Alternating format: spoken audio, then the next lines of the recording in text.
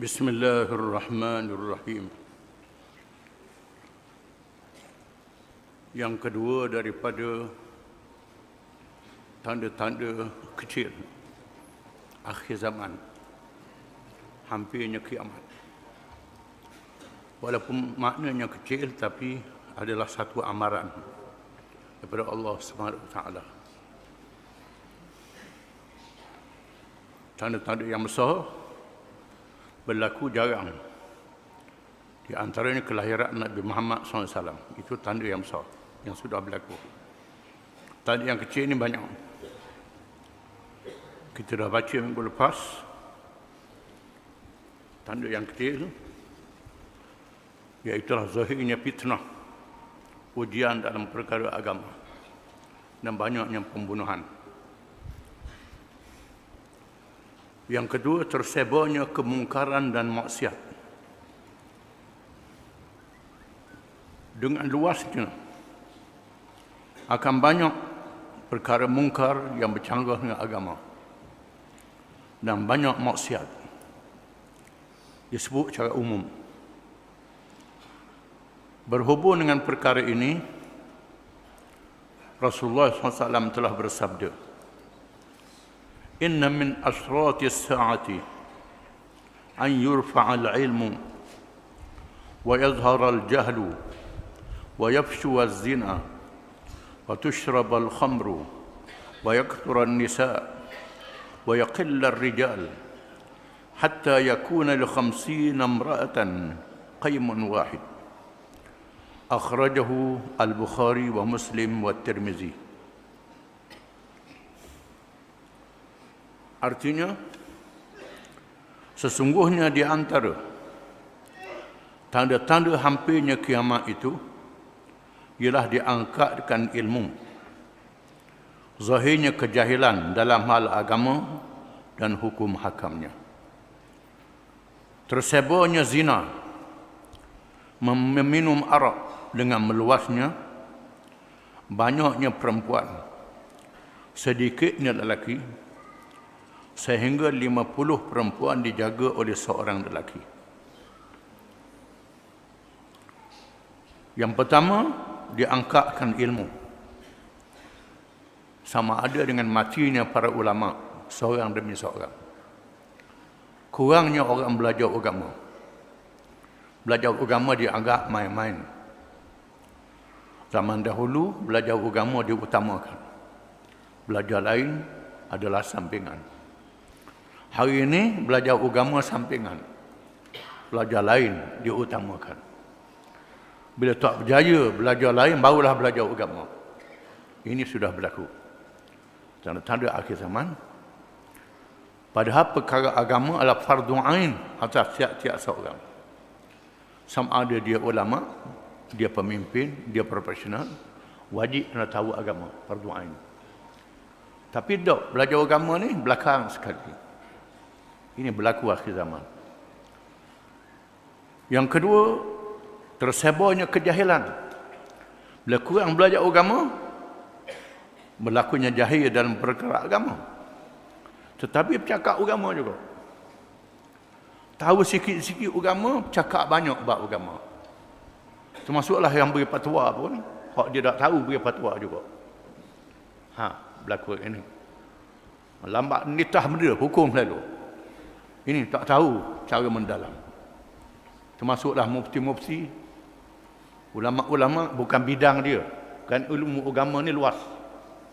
Bukan satu bidang. Ada ilmu syariat, ada ilmu akidah, ada ilmu siasah, ada ilmu ekonomi Islam, ilmu macam-macam yang berkait dengan Islam. Dia tak tahu bab politik Islam, dia tahu bab hukum sembahyang, cakap bab politik Islam. Kuno. Tak tahu bab haji, cakap bab haji. Tak tahu bab ekonomi Islam, cakap bab ekonomi Islam. Orang ingat dia mengaji agama. Dia tak mengaji bab ni, punah rana. Ini. Awak nampak dia alim, jangan baca kemudian. Tersebarnya zina. Tersebarnya berzina, pelacuran. Anak di luar nikah. Tersebar dengan banyak. Meminum arak dengan meluasnya. Termasuklah dadah. candu, ganja, mabuk. Banyak orang mabuk. Banyaknya perempuan, sedikitnya lelaki. Sehingga 50 perempuan dijaga oleh seorang lelaki. Seorang lelaki 50 perempuan. Islam membenarkan kahwin 4 orang saja, paling banyak. Tapi sudah ramai melebihi. Dengan sebab berlakunya peperangan. Berlakunya peperangan. Hari ini peperangan. Di Syria, di Iraq, di Yaman, di Afghanistan, di Libya, dan berlaku tempat-tempat lain. Menyebabkan orang lelaki banyak mati. Perempuan banyak. Kelahiran perempuan pula banyak. Akan berlaku begitu.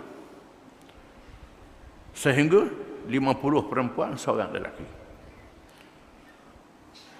Dari Ali radhiyallahu anhu bahawa Nabi SAW telah bersabda, "Idza fa'alat ummati 15 khislah halla bihal bala." Faqila wa ma hunna ya Rasulullah? Qala idza kana al-maghnamu duwala wal amanatu maghnama والزكاة مغرمة وأطاع الرجل زوجته وعق أمه وبر صديقه وجفى أباه ورفعت الأصوات في المساجد وكان زعيم القوم أرزلهم وأكرم الرجل مخافة شره وشربت الخمور ولبس الحرير واتخذت القينات والمعازف dengan zab besar. Wala'ana akhir hadhihi al-ummah awwalaha falyartaqibu 'inda dhalika rihan hamra aw khasban aw maskha. Akhrajahu at-Tirmidzi. Artinya, apabila umatku melakukan 15 perkara, terbukalah kepadanya bala. Bila berlaku 15 perkara ni, kata Nabi, menandakan bencana akan menimpa umat aku. Saya tengoklah berlaku tu. Lalu ditanya, apakah dia ya Rasulullah? Apa dia 15 perkara itu? Sabda Rasulullah SAW, apabila harta negara tertentu kepada satu-satu golongan sahaja. Harta negara tertentu kepada puak-puak dia saja. Tak turun pada rakyat. Turun juga sikit sangat, brim je. Beliung-beliung, jota-jota, bagi sama-sama dia. Ini projek. Ini, Nabi dah sebut. Akan berlaku. Apabila Islam mencapai kemenangan, di zaman Sayyidina Umar bin Khattab radhiyallahu anhu, menyebabkan jatuhnya kerajaan Parsi dan Rom, jatuhnya Mesir. Menyebabkan harta negara melimpah ruah. Lalu mereka pakai zahir ayat Quran. Ghanimah dibahagi 5, rampasan perang. 1/5 untuk kerajaan, 4/5 untuk bala tentera yang terlibat dengan peperangan. Tiba-tiba Sayyidina Umar telah berijtihad supaya harta yang melimpah ruah ni dibahagikan kepada rakyat. Maka berlakulah al-ata', pembahagian berakyat. Bukan mereka yang terlibat pemimpin-pemimpin sahaja. Sayyidina Umar membaca ayat-ayat Quran, banyak ayat Quran, supaya harta negara jangan berpusing di kalangan tertentu. Wa ma afa Allah ala rasulihi min ahli al-qura Falillahi wal rasul dzil qurba wal yatama wal masakin wa ibnis sabil kay la yakuna dulatan bainal aghniya'i minkum. Dan apa-apa harta yang Allah kurniakan, maka bagi Allah dan bagi Rasul ditunaikan hak Allah dan hak Rasul dan keluarga Rasul yang tak boleh zakat. Bagi orang miskin, bagi anak-anak yatim, bagi mereka yang putus belanja dalam perjalanan, kaila yakuna dulatan bainal aghniya'i minkum, supaya harta tidak berpusing di kalangan orang-orang yang tertentu sahaja. Ini ayat Quran. Sayyidina Umar berijtihad berpandukan pada ayat ini. Berdebat dengan para sahabat. Ayat Quran tak boleh baca ayat 8 bagi zakat saja. Khumus dalam masalah ghanimah faid saja. Naklah dibaca kesemuanya. Bila Islam sudah memerintah negara yang luas, maka harta negara dia agih-agihkan kepada rakyat. Bukan sahaja mereka yang bekerja kerajaan ada pension, termasuk rakyat yang tua yang tak bekerja ada pension. Ini zaman pemerintahan Islam. Petani pun ada pension, nelayan pun ada pension, semua rakyat ada pension yang tak boleh kerja. Bukan pegawai kerajaan je ada pension. Ini pemerintahan Islam. Ini kena faham. Oleh kerana duk baca kitab Quran sama. Pas Quran baca tu je. Tak baca bagaimana pemerintahan Islam. Islam ni semua ini.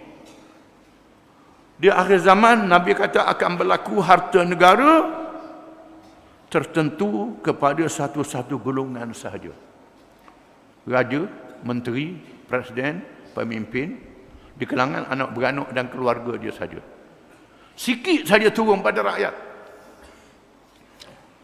Amanah dia anggap peluang untuk mendapat harta. Amanah dia anggap peluang untuk mendapat harta. Amanah yang paling besar ialah amanah memimpin dan memerintah negara. Ini amanah yang paling besar. Di akhir zaman, orang menganggap amanah ni peluang untuk dapat harta untuk aku dan anak beranak aku. Ini akan berlaku tanda-tanda akhir zaman. Dunia nak kiamat. Tengok ada tak? Ada. Pasal susuk lah. Ini berlaku Nabi sebut tak ada. Membayar zakat dianggap rugi. Mereka yang kaya menyembunyikan zakat. Mereka menyamakan zakat macam cukai juga. Zakat adalah ibadat harta. Dalam Islam ada ibadat jasad, ada ibadat ruh, ada ibadat harta. Zakat ibadat harta. Haji ibadat jasad, ruh dan harta. Semayang ibadat jasad, ruh dan harta. Kan beli pakaian, tutup aurat ada harta juga. Ini ibadat, termasuk dalam ibadat harta. Orang menganggap bayar zakat ni rugi. Orang lelaki taat kepada isterinya dan derhakakan ibunya. Ini, tengoklah ada ke tak? Taat kepada isteri lebih pada ibu, lebih pada mak. Kecuali kalau mak mengerjakan maksiat. Mak tak semayang, marah ke bini kita semayang, tak betul mak, itu lain. Bini kita tutup aurat molek dah, mak tak setuju juga. Ni mak tak pakar. Itu lain. Ini sama-sama baik. Tapi lupa pada mak sendiri. Ini memuliakan kawan dan menjauhkan diri daripada bapanya kerana memandang hina.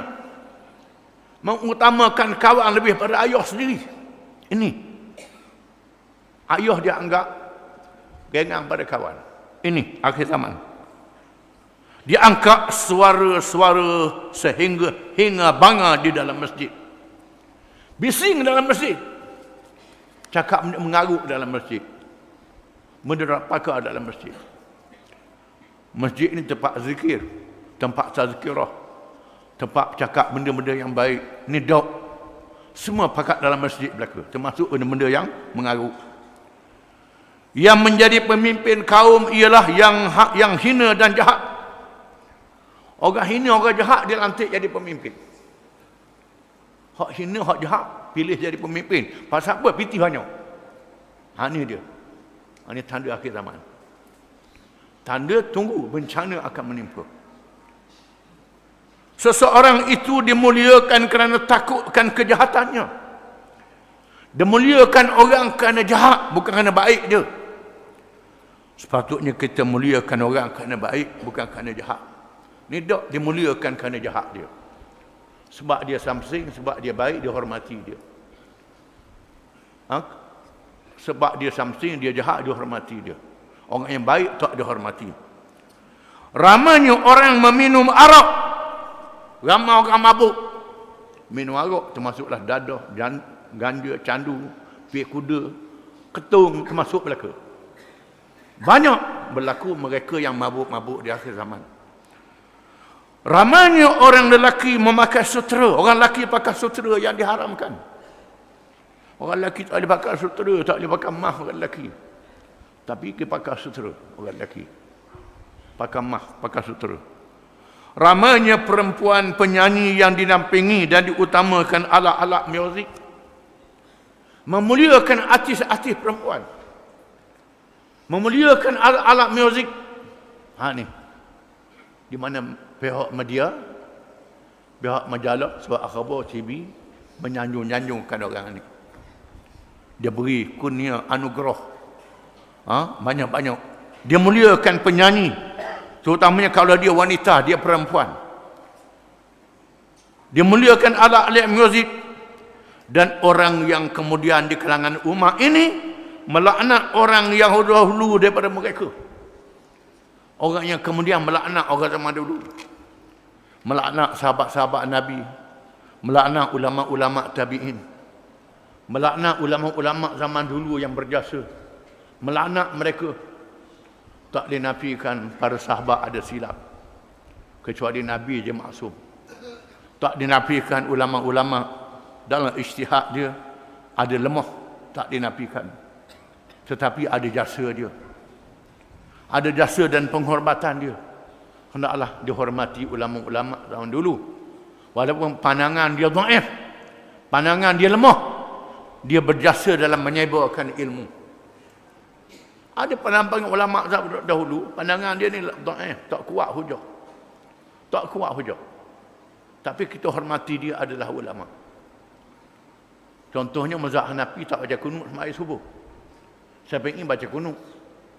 Hak Syafi'i hina Hanafi, Hanafi hina Syafi'i. Hina Hambali, hina Maliki. Hina Imam Ja'far As-Sadiq, Imam mazhab Syiah. Ini mujtahid, jangan main. Al-Baqir, Musa Al-Kazim. Ini ulama-ulama besar. Yang ulama-ulama Sunni mengaji dengan dia. Tapi sekarang dia dah jadi celaru habis. Kutuk mengutuk di antara satu sama lain. Ada pandangan-pandangan dia yang kita tak pakar. Contohnya Ibnu Sirin, Muhammad bin Sirin. Pandangan dia boleh jamak semayang masa mukim. Bila sibuk boleh jamak. Ni tak, mazhab tak boleh. Pandangan dia dhaif. Muhammad bin Sirin adalah ulama tabi'in. Walaupun pandangan dia lemah, jangan cerca dia. Dia bukan sembarangan. Bukan sembarangan orang. Jangan. Ibnu Sirin. Banyak lagi ulama-ulama. Contohnya mazhab Abu Hanifah. Tawaf dengan semayang mayat tak payah wudu. Pandangan dia. Kerana tawaf dengan semayang jenazah ni bukan salah. Ini adalah doa, kata dia. Semua mazhab lain kata kena ambil wudu. Orang Hanafi dia tak ambil wudu. Tawaf dengan semayang jenazah. Itu pandangan dia. Tapi jangan pelekeh dia. Tidak boleh. Tak boleh. Tapi orang zaman ni pelekeh. Orang zaman dulu kerana pandangan dia lemah. Imam Malik bila orang tanya dia pandangan-pandangan ni, Imam Malik kata semua cakap manusia boleh diterima dan ditolak kecuali cakap mereka yang ada dalam kubur ini, kubur Nabi. Pandangan aku boleh jadi, aku kata betul, boleh dia salah. Pandangan orang, aku kata salah, boleh jadi dia betul. Ini Imam Malik beradab, berakhlak. Ini orang lain ni dak, akulah mazhab akulah, pandangan aku betul, orang lain mengarut belaka. Ini susah ni kerana tak mengaji habis. Ulama-ulama ni dalam perkara nas tak ada khilaf. Perkara yang ada dalam Quran, dalam hadis, halal haram, wajib sembahyang 5 waktu wajib. Tak ada yang kata tak wajib sama itu. Tetapi niat, ada kata dalam takbir, ada kata daripada rumah boleh niat dah, ada kata macam-macam. Ni dak, ni karuk. Ni jangan. Yang kata niat itu bukan sembarangan. Ulama-ulama yang mengaji dengan ulama sahabat, ulama tabi'in, ini khilaf mazhab. Kita kena faham. Tetapi orang zaman mutakhir ni mengaji sikit terus pelekeh mazhab lain. Pelekeh kaum yang lain, pelekeh. Kita kena sedar kadang kaum yang dhaif ni menjadi hujah pada hari ini bila berlaku sesuatu perkara yang terdesak. apabila berlaku perkara-perkara yang tersebut, maka tunggulah ketibaan angin yang sangat panas. Angin yang panas membakar, kemarau. Atau gerhana, ataupun khusuf ni termasuklah gempa bumi, bukan gerhana saja. Gempa bumi, tanah runtuh. Ini khasf. Atau suatu perubahan yang besar. Berlaku perubahan yang besar. Perubahan yang membawa bala bencana. Yang ketiga, di antara tanda-tanda akhir zaman, munculnya pendakwah ke arah kesesatan dan pemimpin-pemimpin yang menyeleweng dari syariat Allah. Ini tanda akhir zaman. Lahirnya pemimpin-pemimpin yang sesat. Lahirnya pemimpin-pemimpin yang menyeleweng dari syariat Allah.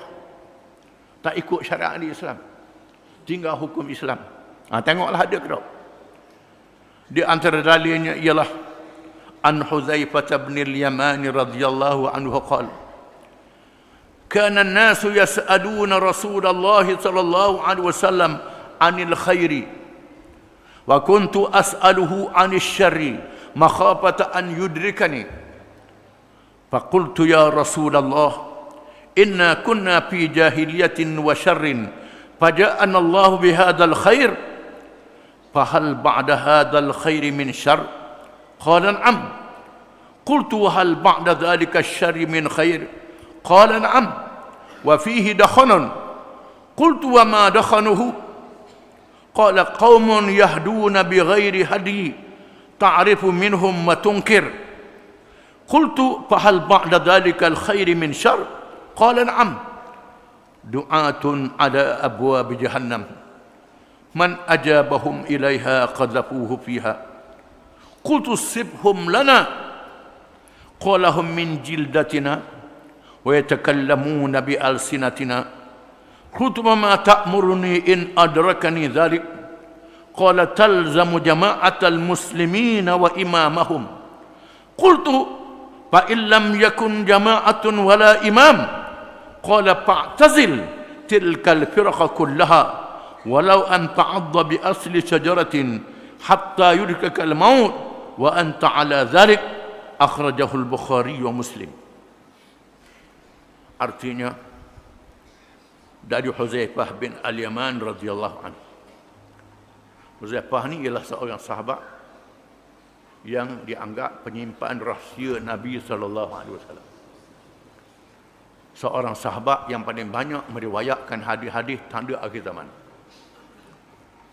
Katanya, kata Huzaifah, adalah menjadi kelaziman orang ramai bertanyakan Rasulullah SAW tentang kebaikan.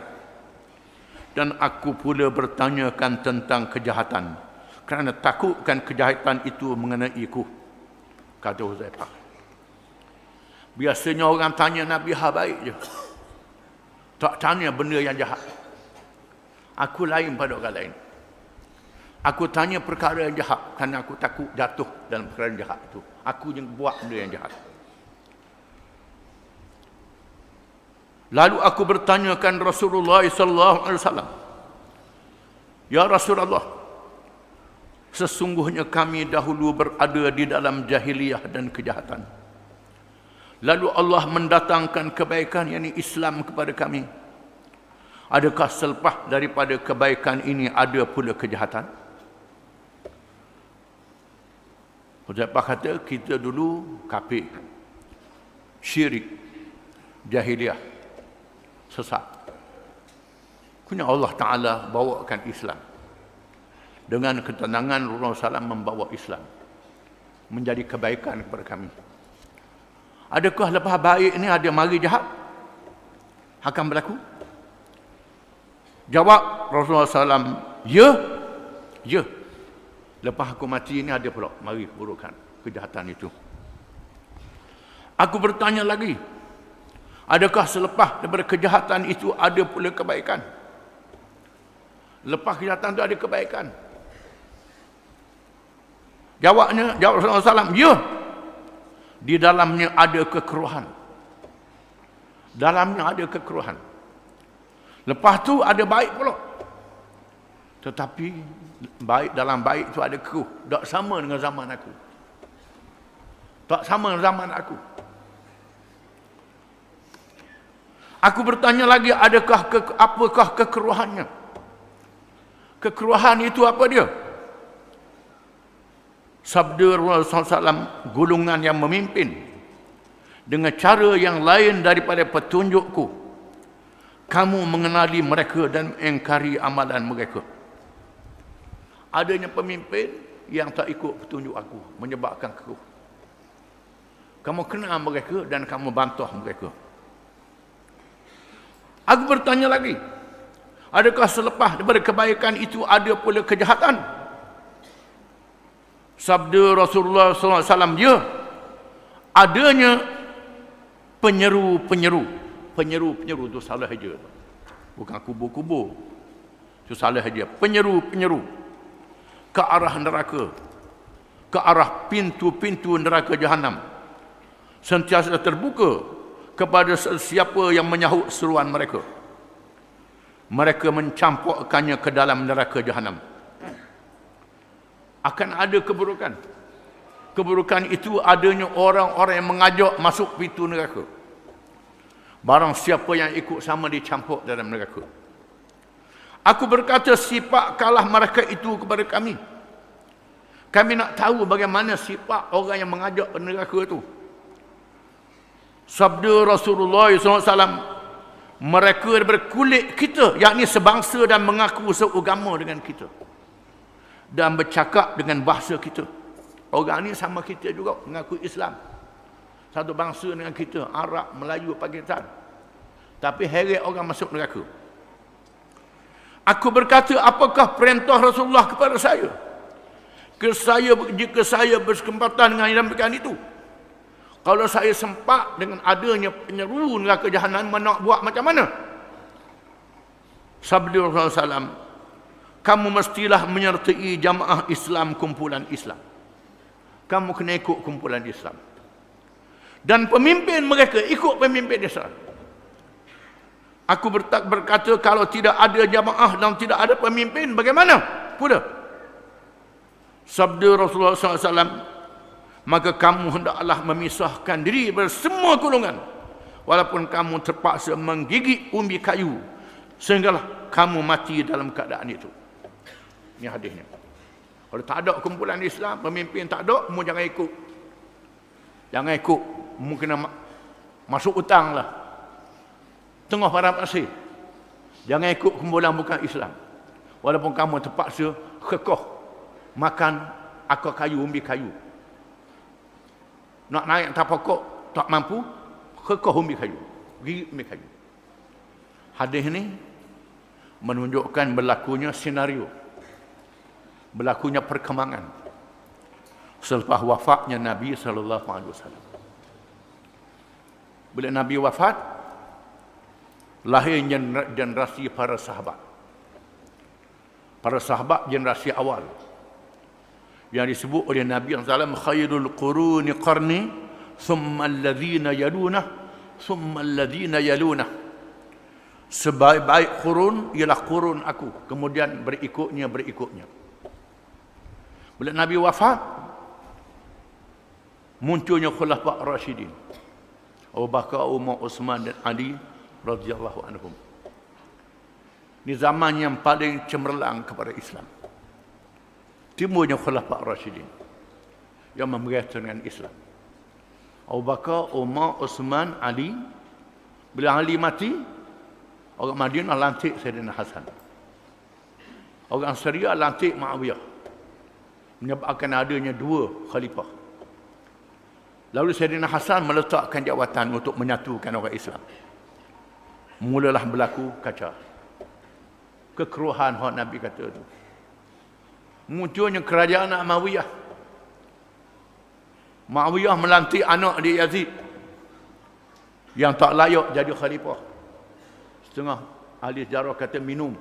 Minum tu mabuk lah, bukan minum air sejuk. Ini menyebabkan berlakunya penentangan. Penentangan. Pemuda-pemuda sahabat masih ada. bangkit Sayyidina Husain menentang Umayyah, dibunuh di Karbala. Bangkit Abdullah bin Zubair menentang berpusat di Mekah, dibunuh di Mekah. Dibunuh. Sayyidina Husain menentang kerajaan Umayyah, Yazid. Masuk Umayyah dia tak menentang lagi. Bila Yazid, Sayyidina Husain bangkit menentang.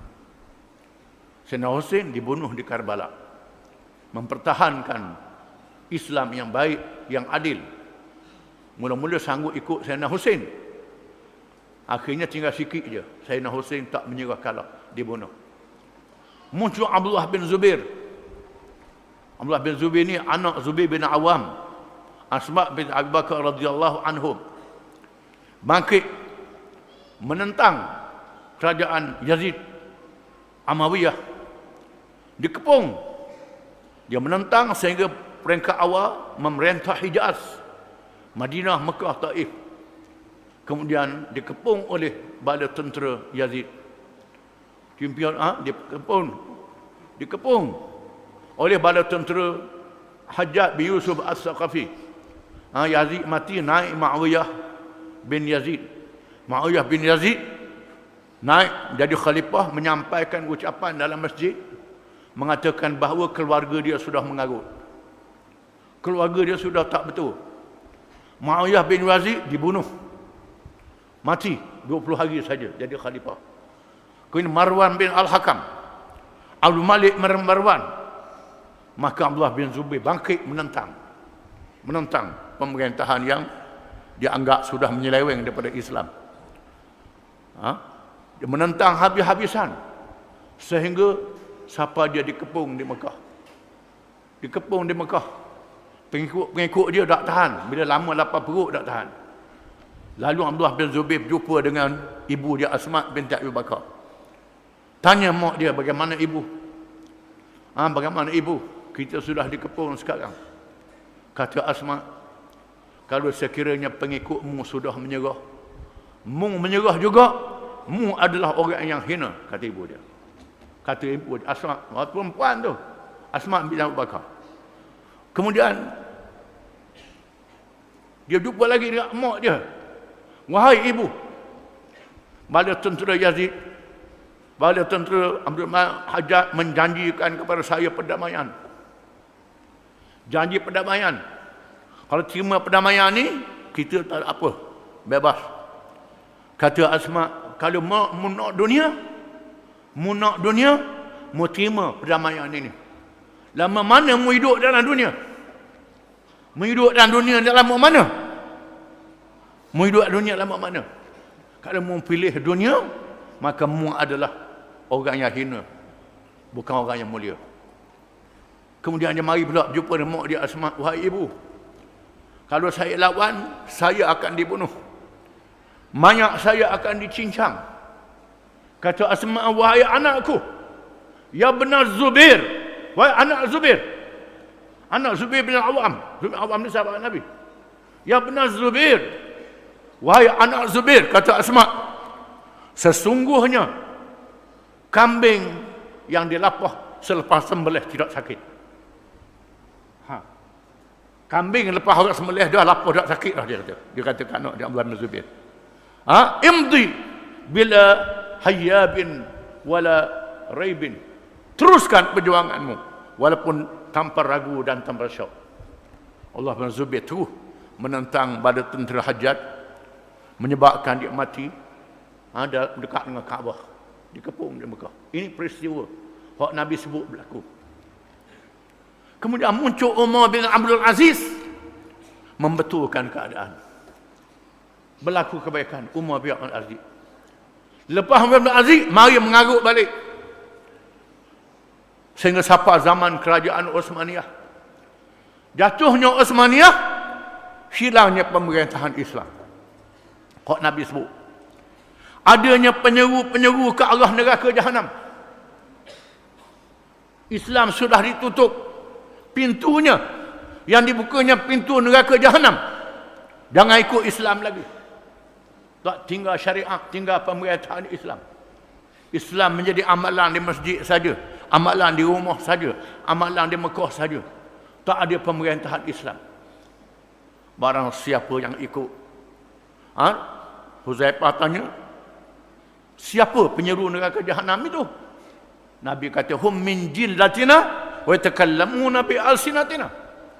Mereka ni sekulit dengan kita. Bercakap dengan cakap kita, mengucap 2 kalimah syahadah.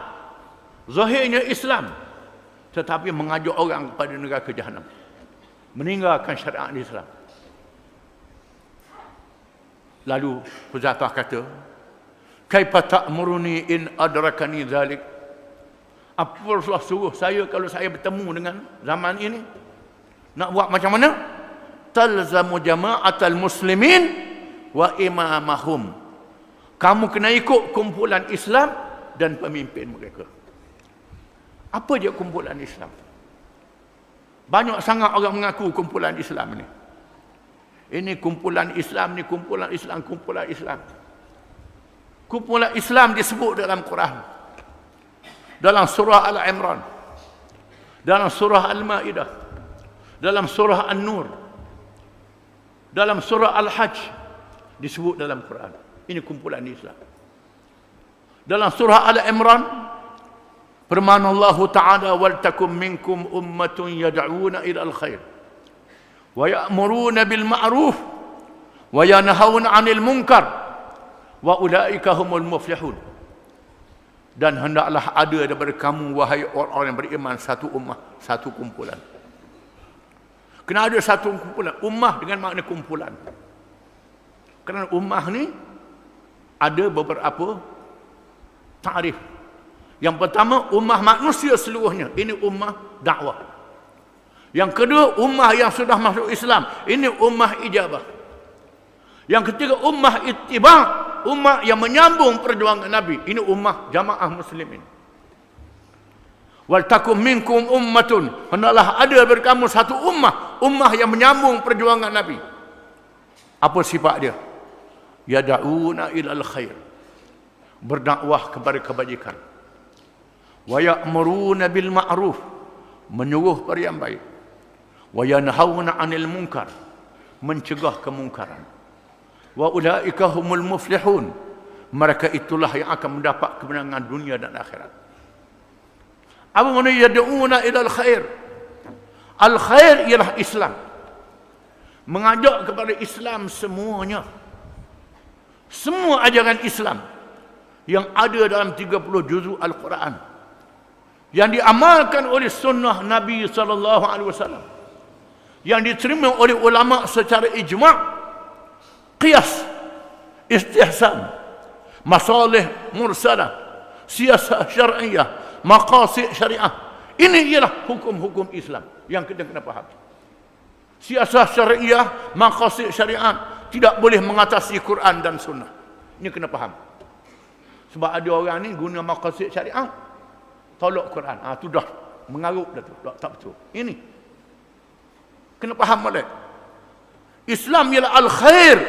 Seluruh kebaikan yang ada dalam Quran, yang ada dalam hadis, yang dimupakatkan oleh para ulama, qiyas dan lain-lain ijtihad para ulama. Boleh pakar. Hak ulama dak kata jangan pakar. Ini Islam, seluruh ajaran Islam yang berkait dengan akidah, yang berkait dengan syariat, berkait dengan akidahnya rukun-rukun iman yang kita semua tahu, berkait dengan syariat, semayang, puasa, zakat, haji, rumah tangga, ekonomi, politik, faraid, berniaga, semua sekali yang ada dalam hukum Islam. Ini makna al-khair. Wa ya'muruna bil ma'ruf wa yanhauna 'anil munkar. Menyuruh kepada yang baik dan mencegah kemungkaran. Menjadikan Islam itu ada kuasa menyuruh dan mencegah. Ada kuasa menyuruh dan mencegah. Bukan ajak pada Islam saja, tetapi menyuruh dan mencegah kena ada kuasa.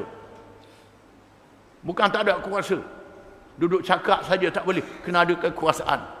Dihuraikan oleh surah Al-Ma'idah.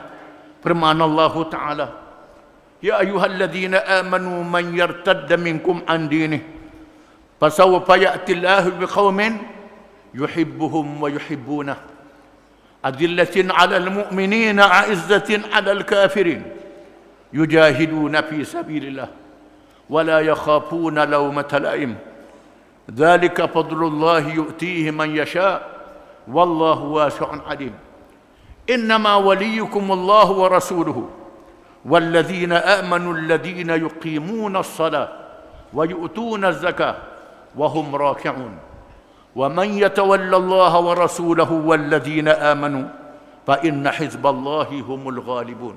Surah Al-Ma'idah.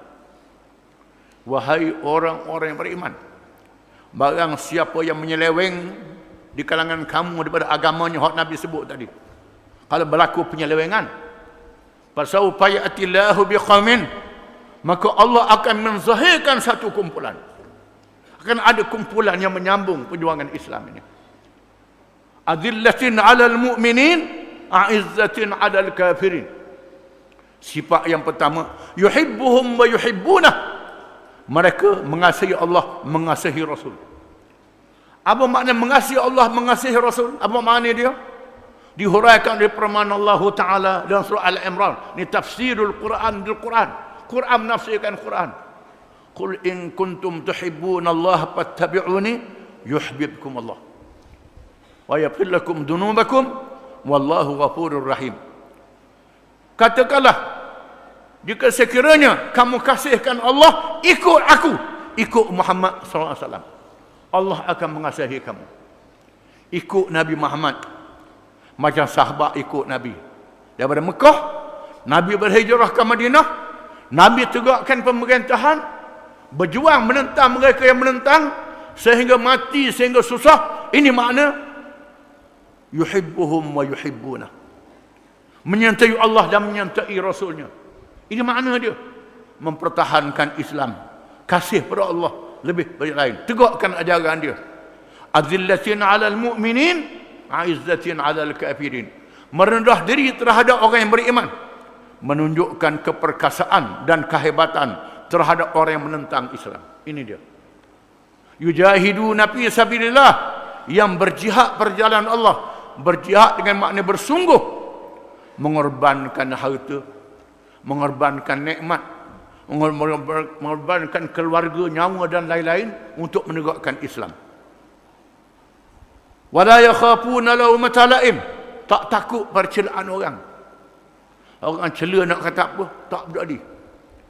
Di zaman mutaakhir ni ada kumpulan Islam yang takut pada celaan orang. Takut orang cela. Tak boleh cakaplah bab-bab agama banyak sangat. Tak boleh cakap bab-bab pelaksanaan syariat ni. Cakap sikit sudahlah. Nanti yang mereka amarah. Nanti orang tak sokong kita. Orang tak sokong kita, Tuhan tak sokong, tak apa. Ini dia, ini dia, ini dia. Ini akan ada kumpulan Islam. Ini bukan tolak yang takut nak menyatakan Islam. Kalau sekiranya kebijaksanaan melaksanakan Islam, fiqh aulawiyat, utama ini, utama ni dulu, itu lain cerita. Ada matlamat untuk melaksanakan syariat. Ini tak ada matlamat dah. Daripada awal saya tak boleh dah Islam, tak boleh. Kena pakai separuh-separuh saja. Ini bukan. Dzalika fadlullah yu'tihi man yasha. Itu kelebihan yang Allah Taala beri pada siapa yang dia kehendaki. Ini tak boleh cakap. Tak boleh temberang. Tak boleh tunjuk Barang siapa yang tunjuk lari tengah jalan. Siapa tengah jalan lari. Nak tunjuk tak ada ikhlas dia, tak ada ikhlas, bukan kerana Islam sungguh, siapa separuh jalan dia lari. Ini Allah Taala pilih siapa yang dikehendaki. Innama walikumullah wa rasuluhu walladzina amanu alladzina yuqimuna as-salah wa yu'tuna az-zakah wa hum raki'un. Siapa pemimpin dia? Pemimpin kumpulan Islam ni siapa dia? Ialah Allah wa rasuluhu, Quran dan hadis, Allah dan Rasulnya. Allah dan Rasul, Quran dan hadis, ini pemimpinnya. Walladzina amanu, dan orang yang beriman, percaya pada Quran dan hadis. Alladzina yuqimuna as-salah, yang mendirikan semayang, tak tinggal semayang. Tunduk pada Allah. Wa yu'tuna az-zakah, menunaikan kewajipan harta benda. Kalau harta benda kelorek, bakhil, kedekut, nak sumbangkan harta kedekut, ini bukan sifat pemimpin. Wa hum raki'un, dan mereka tunduk pada Allah. Ini sifat kumpulan Islam. Wa man yatawallaha wa rasulahu walladzina amanu fa inna hizballahi humul ghalibun. Sesiapa yang berwalikan Allah, Rasulnya dan orang-orang yang beriman yang tersebut di atas, maka kumpulan Allah inilah parti jamaah Hizbullah, ialah parti menegakkan ajaran Allah. Jamaah menegakkan inilah yang akan mendapat kemenangan. Kalau tak dunia, di akhirat. Dunia dan akhirat. Kadang-kadang dua sekali. Kadang-kadang dunia tak menang, akhirat mesti menang. Ini surah Al-Maidah. Surah An-Nur, firman Allah Ta'ala, wa'adallahu alladhina amanu minkum wa amilus salihat la yastakhlifannahum fil ard kama istakhlafa alladhina min qablihim wa yumakkinanna lahum dinahum alladhi irtada lahum wa yubaddilannahum min ba'di khawfihim amna ya'budunani la yushrikuna bi syai'a wa man kafara ba'da dhalik fa ulaika humul fasiqun.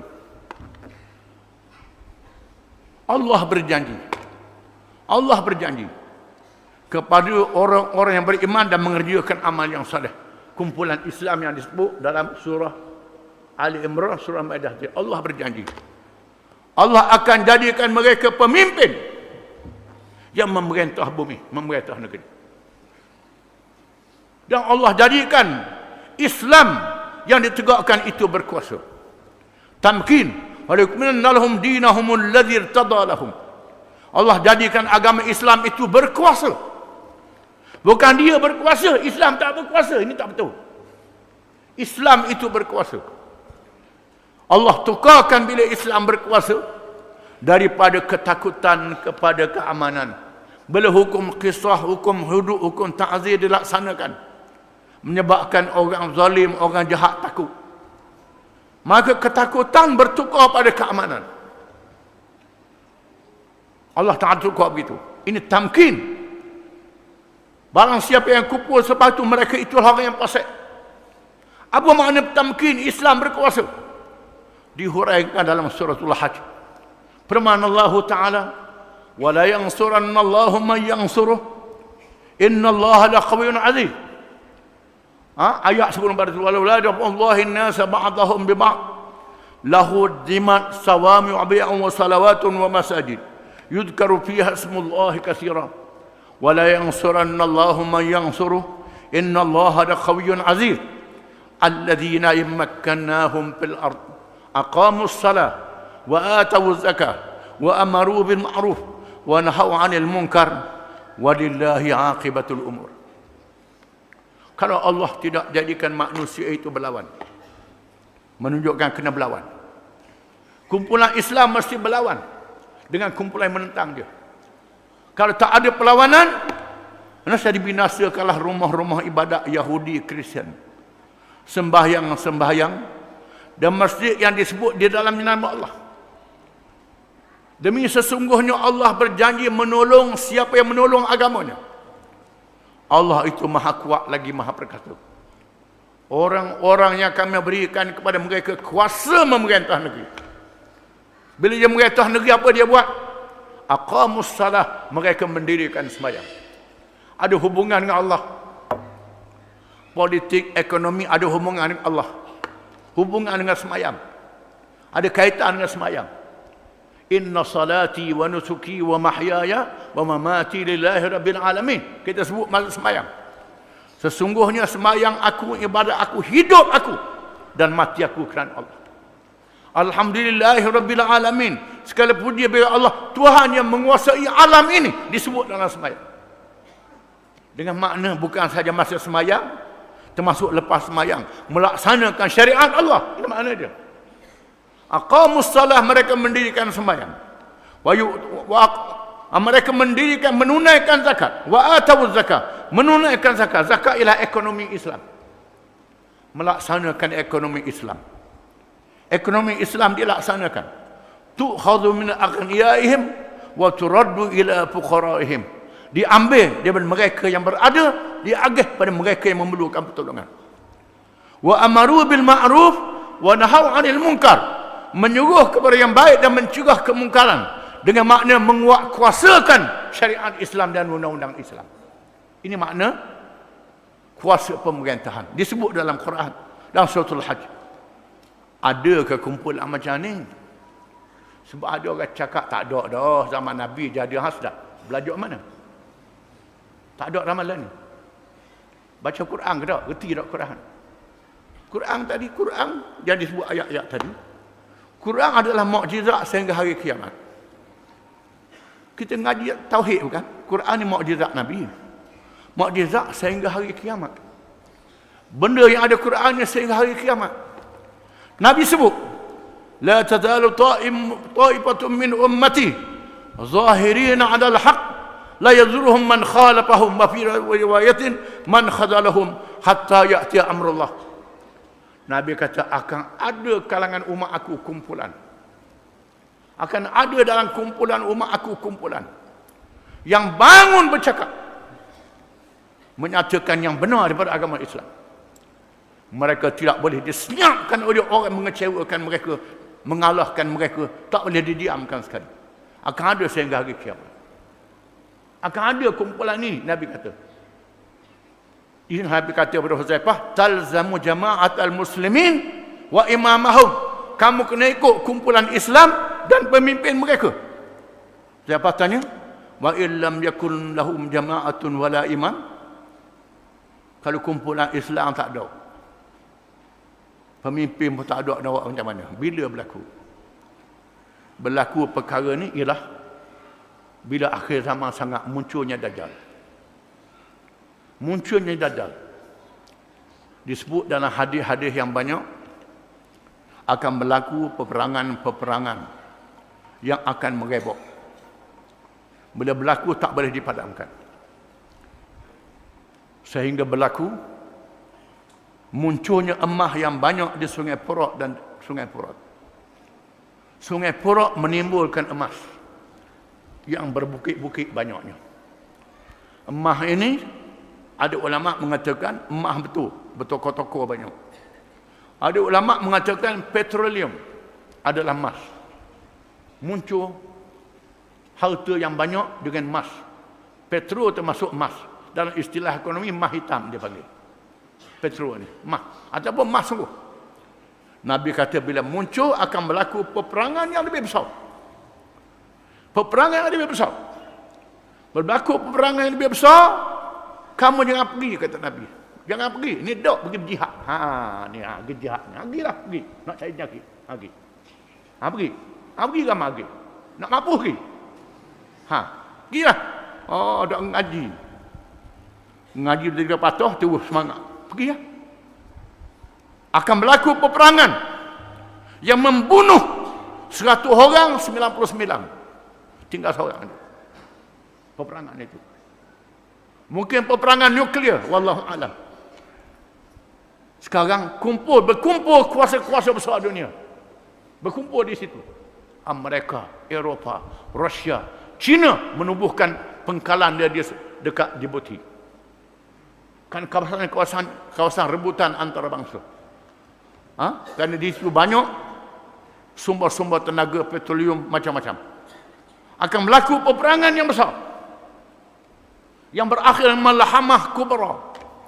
Malhamah Kubra ni peperangan dunia yang besar. Barangkali peperangan dunia yang ketiga setelah perang dunia yang pertama.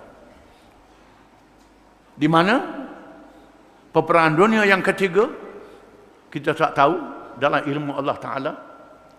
Mungkin ini peperangan besar yang terakhir yang menghancurkan dunia dengan senjata nuklear. Berlaku peperangan, orang Arab akan jadi sikit, manusia jadi sikit. Berlakunya Malhamah Kubra. Bila berlaku peperangan yang besar, orang Islam bangkit semula. Orang Islam bangkit semula. Perang yang besar ini bangkit semula dan menawan semula Konstantinopel. Istanbul ditawan kembali. Ditawan pula Rom, Itali ditawan oleh Islam. Di mana Kristian ada dua mazhab. Mazhab dua kumpulan Katolik, Protestan. Ini sebelah pihak. Yang kedua kumpulan Ortodok. Ortodok ni ialah Rusia, Eropah Timur, Koptik Mesir, ini Ortodok. Yang Katolik Protestan ni belah Eropah Barat, Amerika. Ini. Dua kumpulan orang Kristian ni. Akhirnya orang Islam menawan Rom. Dia sebut, la tubtahannal Konstantiniyah war Rumiyah. Orang Islam akan menawan Konstantinopel dan Rom. Islam akan tawan Rom. Konstantinopel telah ditawan kali yang pertama zaman Sultan Utsmaniyah Muhammad Al-Fatih. Jatuh Konstantiniyah tahun 1924. Jatuh di bawah pemerintahan yang meninggalkan Islam. Sehingga hari ini akan balik orang Islam tawan Konstantinopel. Sebaik saja Konstantinopel ditawan. Selepas Malhamah Kubra muncul Dajjal. Dajjal akan muncul di antara Iraq dan Syria. Lagi tunggu situ. Lagi tunggu lagi perang, tunggu. Lagi tunggu. Nak sangat. Di sini akan muncul Dajjal. Nabi kata bila Dajjal muncul, Dajjal ni Yahudi. Dajjal ni Yahudi. Daripada bangsa Yahudi. Dan di sana ada Zionis Freemason. Freemason ialah kumpulan Yahudi yang nak menakluk dunia. Nak mengembalikan semula kerajaan Nabi Sulaiman alaihi salam mengikut dakwaan mereka. Sudah tentu mereka mahu hancurkan kuasa besar lain. Mahu hancurkan Eropah, hancurkan Amerika, hancurkan Rusia, hancurkan Iran sebagai kuasa besar baru. Muncul Israel menjadi kuasa besar dunia. Dan di sana ada kalangan Zionis Kristian yang duduk di Amerika, di Eropah ramai, yang menunggu kelahiran Al-Masihud Dajjal yang akan memimpin dunia. Bila muncul Dajjal, mula-mula mengaku baik, lepas tu mengaku Nabi, lepas tu mengaku Tuhan. Nabi kata bila muncul Dajjal ni, fitnah yang paling besar. Sejak zaman Adam sehingga hari kiamat, ini fitnah yang paling besar. Inilah barangkali yang Nabi sebut kepada Huzaifah, kalau berlaku tak ada kumpulan pemimpin, mau masuk hutan. Lari. Kerana Dajjalnya sangat besar fitnah dia. Sihir dia sangat kuat. Jangan berasa kita gagah, berasa kita kuat. Jangan. Semua Nabi-Nabi memperingatkan umat dia. Semua Nabi-Nabi memperingatkan umat dia bahaya Dajjal ini. Termasuk Nabi Muhammad SAW memperingatkan umat dia. Nabi doa sebelum beri salam. Allahumma inni a'udzubika min fitnatil mahya wal mamat wa min fitnatil masihid dajjal. Nabi minta berlindung daripada fitnah Dajjal. Belum beri salam. Ini sunat doa ni, minta lindung daripada Dajjal. Padahal Dajjal tak zahir lagi zaman Nabi.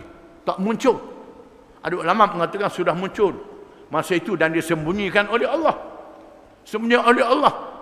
Hadis-hadis yang banyak. Dajjal akan muncul memimpin Yahudi untuk menakluk dunia. Dia beri kepadanya kekuatan sihir, boleh menurunkan hujan, menghidupkan orang mati. Ayuh kita, mak kita, toki dia congek-congek balik, dia sihir balik. Ni awang ni ikut ni Tuhan ni. Ni bahaya. Masa itu makanan tidak ada, minuman tidak ada, kekeringan. Makanan orang yang beriman ialah awal suratul Kahfi 10 ayat. Satu riwayat kata 10 ayat akhir suratul Kahfi. Zikir, tahlil dan tasbih, makanan orang beriman.